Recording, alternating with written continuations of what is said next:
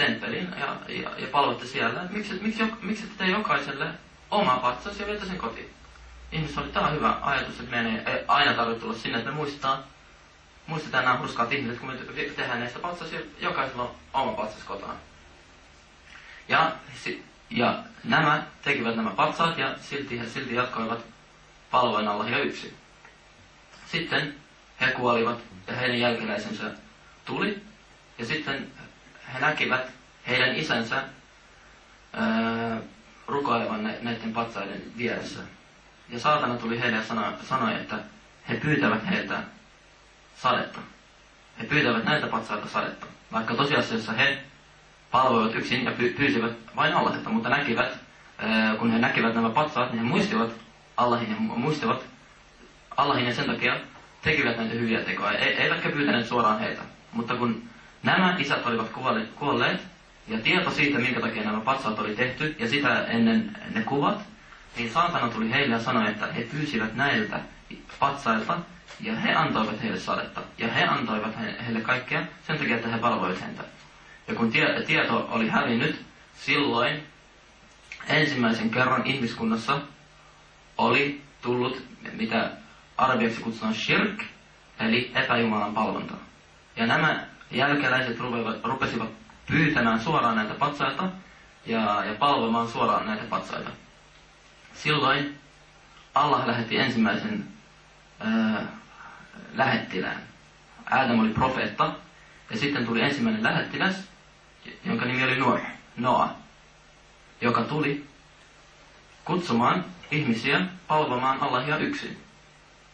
Mutta kun kaikki ihmiset, jotka olivat palvoneet Allahia yksin, olivat kuolleet, ja tämä uusi usko, jossa he palvoivat näitä patsaita, oli mennyt niin syvälle heidän sydämiin, että 950 vuotta Noa kutsui hänen kansansa palvomaan Allahia yksin, eikä häntä seurannut kuin muutama ihminen hänen kansastaan.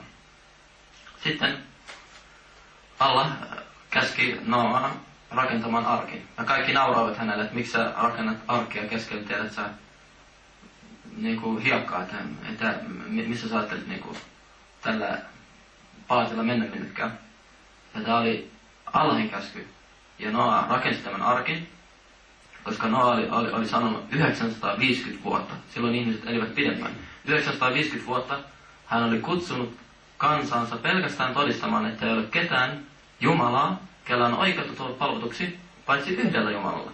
Ei näillä patsailla, eikä kenelläkään. Ja näiden patsaiden tarkoitus ei ollut, että heitä palvotaan, vaan sen tarkoitus oli ihan joku muu, mutta he olivat unohtaneet tämän. Ja he eivät millään vaihtaneet mieltänsä, kun Noa 950 vuotta kutsui heitä pelkästään todistamaan, että kenelläkään ei ole oikeutta tulla palvotuksi eikä kiitytyksi, paitsi yhdellä Jumalalla. Ja sitten Noa sanoi, että oi Herrani, että ne, jotka ovat uskoneet, että tuhoa tämä kansa.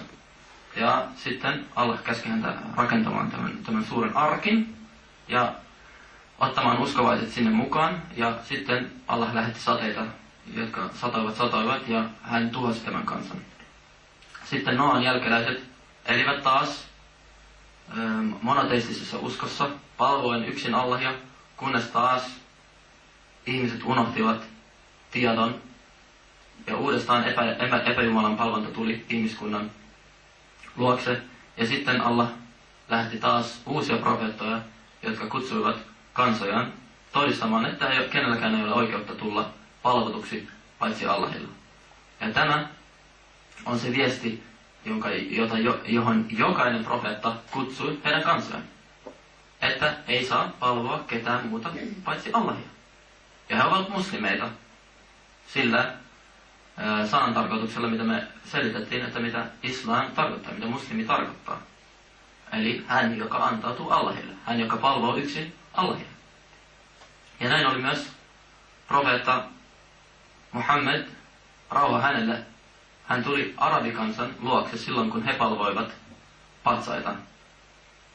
Ja tekivät palvontaa muille kuin Allahille. Ja Allah lähetti hänet viimeiseksi profeetaksi koko maailmalle. Allah on selittänyt, on kertonut Koranissa, että profeetta on profeetta koko maailmalle, ei pelkästään arabeille. Ja pitää muistaa, että profeetta, rauha hänellä on selittänyt, että useat profeetat, esimerkiksi ketkä olivat juutalaisten kansalla, olivat yksinomaan heidän kansalleen. Jokaiselle kansalle oli oma profeetta. Se ei ollut koko maailmalle, se oli vain heidän kansalleen. Mutta profeetta Muhammed, sallallahu alaihi wasallam, rauha hänelle, oli viimeinen profeetta, joka oli koko ihmiskunnalle, koko maailmalle siihen tuomiopäivään saakka. Ja profeetta Muhammed myös kutsui hänen kansansa todistamaan, että ei ole ketään, kenellä on oikeus tulla palvotuksi paitsi Allahille.